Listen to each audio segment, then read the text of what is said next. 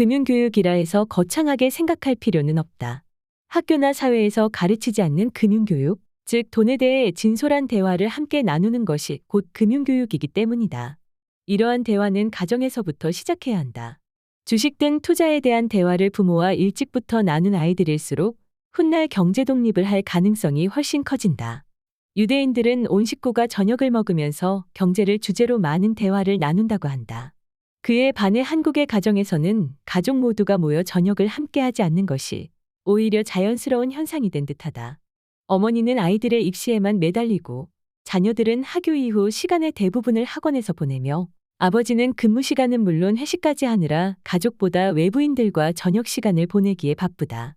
가족 구성원들이 이런 생활을 지속하면 할수록 경제 독립의 길은 멀어진다. 모래알처럼 흩어져 각자 소비하는 생활을 하다 보면 다들 가정의 재정 상태를 제대로 파악하는 것이 불가능해지기 때문이다. 이런 상태에서는 지출에 대한 통제가 힘들어지고 소득보다 지출이 훨씬 늘어나 버리기 마련이다. 자산이 늘어가는 경험을 쌓아나가지 못하는 것은 경제 독립을 갈수록 어렵게 만드는 원인이 된다. 경제 독립이라는 목표를 위해 한 사람이 홀로 노력하는 것보다는 온 가족이 함께 노력하는 편이 훨씬 수월하다. 어떤 부모들은 아이들이 가정 경제에 관해 물으면 너희는 그런 거에 신경 쓰지 말고 공부나 열심히 해 라고 대답한다. 아이들이 돈에 대해 신경 쓰는 건 비교육적인 일이라고 생각하는 것이다. 하지만 아이들은 의외로 자산 형성에 높은 관심을 가지고 있다. 부모와 자식 사이의 대화가 공부와 성적에서 벗어나 경제와 돈으로 옮겨진다면 아이와 소통이 되지 않는다며 부모님들이 하소연할 일도 사라질 것이다. 용돈 아껴 쓰라고 잔소리할 필요도 없다.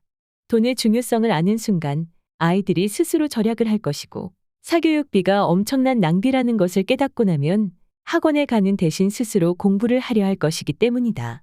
돈이 필요하면 스스로 일해서 벌려고 할 것이며 방학이 되거나 시간이 생기면 놀려고 하기보다는 아르바이트로 돈을 벌려고 노력할 것이다. 이것이 아이들이 부자가 되는 시작점이다.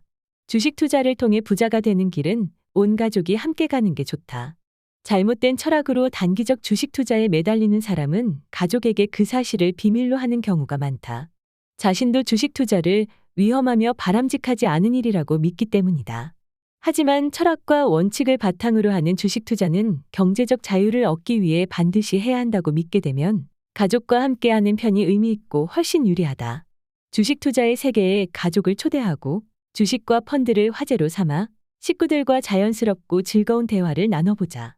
최근에 산 주식이나 펀드에 대한 의견 교환이 부모와 자녀들 사이에서 이루어지는 가정과 그렇지 못한 가정은 경제적으로 큰 차이가 날 것이다. 경제적 자유를 얻고 부자가 되는 일은 한 세대에서 끝나기보다 다음 세대로 이어지는 편이 훨씬 더 좋다는 것은 두말할 필요도 없다.